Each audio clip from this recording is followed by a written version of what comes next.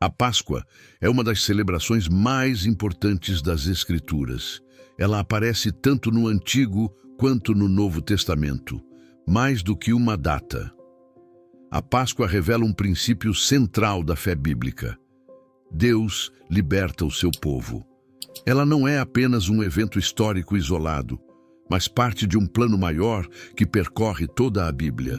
Ao longo deste vídeo vamos entender como a Páscoa começou, o que ela significava para Israel e como ela se cumpre em Jesus Cristo. Ao compreender isso, conseguimos enxergar a unidade das Escrituras, como o que começa em Êxodo encontra seu cumprimento no Novo Testamento. A história começa no livro de Êxodo. O povo de Israel vivia no Egito. Inicialmente, estavam ali por causa de José, que havia sido instrumento de Deus para preservar vidas. Mas com o passar do tempo, a situação mudou. Um novo faraó assumiu o poder e passou a ver Israel como ameaça. A Escritura diz em Êxodo 1:13: "E os egípcios faziam servir os filhos de Israel com dureza." Esse cenário revela não apenas opressão social, mas também um contexto de sofrimento prolongado. Diante disso, o povo clamou ao Senhor, e Deus ouviu. E ouviu Deus o seu gemido e lembrou-se da sua aliança. Êxodo 2:24. Esse lembrar não significa esquecimento anterior, mas ação fiel baseada na promessa. Deus estava prestes a agir conforme sua aliança. Deus então chama Moisés, um homem que havia sido preparado ao longo de sua vida, inclusive fora do Egito, e declara: "Vem agora, e eu te enviarei a Faraó para que tires o meu povo do Egito." Êxodo 3:10. Moisés não libertaria o povo por sua própria força. Ele seria instrumento. A libertação seria a obra de Deus. Isso fica claro quando Deus diz: "Eu estarei contigo." Êxodo 3:12. Após isso, começam os confrontos com Faraó.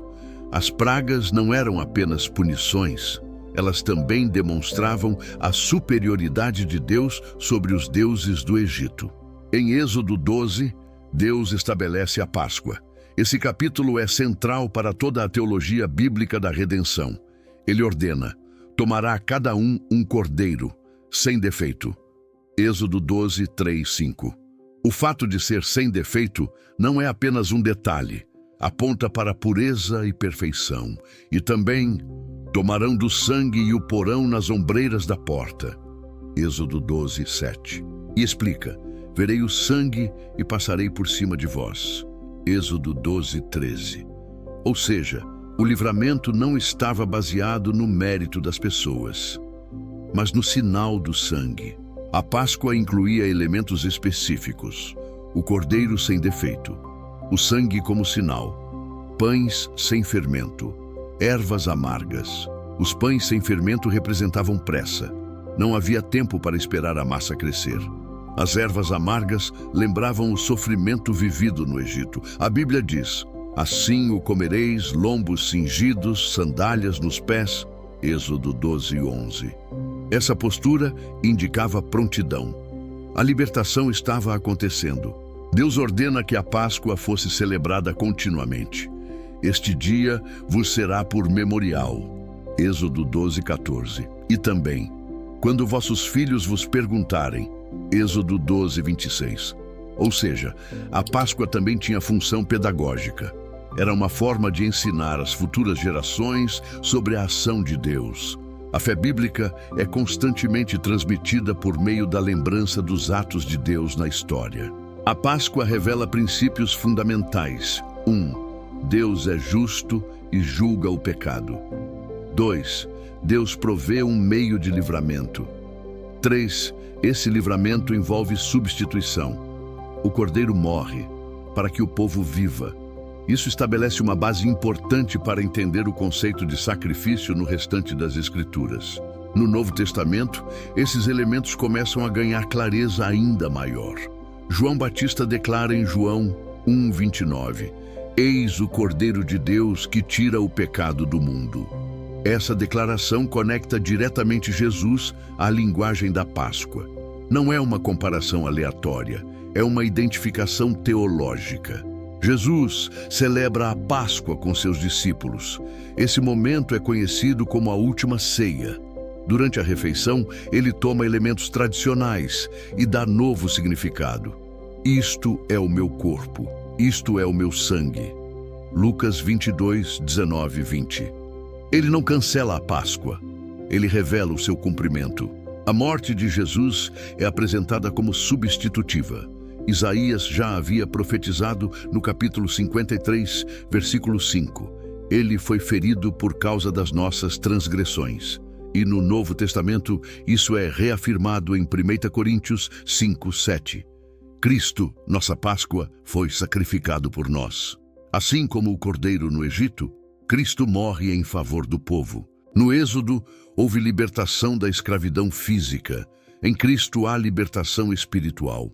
A Escritura diz em João 8,36: se o Filho vos libertar, verdadeiramente sereis livres. Essa liberdade envolve perdão, reconciliação e nova vida.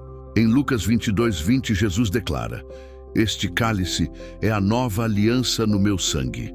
A antiga aliança apontava para algo futuro.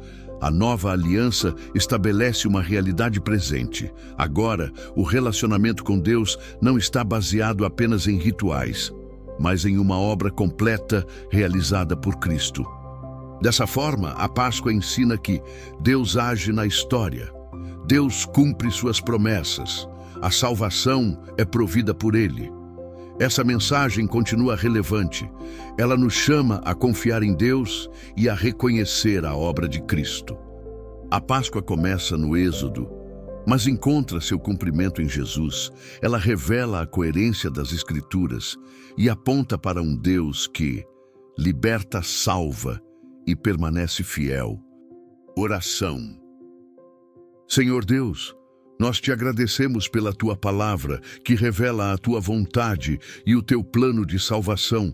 Obrigado porque, ao longo das Escrituras, o Senhor nos mostra que não abandona o teu povo, mas age com fidelidade, poder e misericórdia. Assim como o Senhor libertou Israel do Egito, nós reconhecemos que também precisamos da tua libertação. Liberta-nos de tudo aquilo que nos afasta de ti. Liberta-nos do pecado, da culpa e de tudo aquilo que prende o nosso coração. Obrigado porque em Cristo temos redenção. Obrigado porque Jesus é o Cordeiro perfeito que foi entregue por nós. Que o sangue derramado na cruz nos lembre diariamente do teu amor, da tua graça e do perdão que recebemos. Senhor, ensina-nos a viver à luz dessa verdade. Dá-nos um coração obediente à tua palavra. Ajuda-nos a lembrar todos os dias da tua fidelidade. Assim como a Páscoa era um memorial para Israel, que a nossa vida seja um testemunho constante da tua salvação. Fortalece a nossa fé, renova a nossa esperança e conduz-nos em teus caminhos. Que possamos viver não apenas conhecendo a tua palavra, mas praticando aquilo que ela nos ensina. Entregamos a nossa vida em tuas mãos, confiamos no teu cuidado e descansamos na obra completa de Cristo. Oramos com gratidão em nome de Jesus. Amém.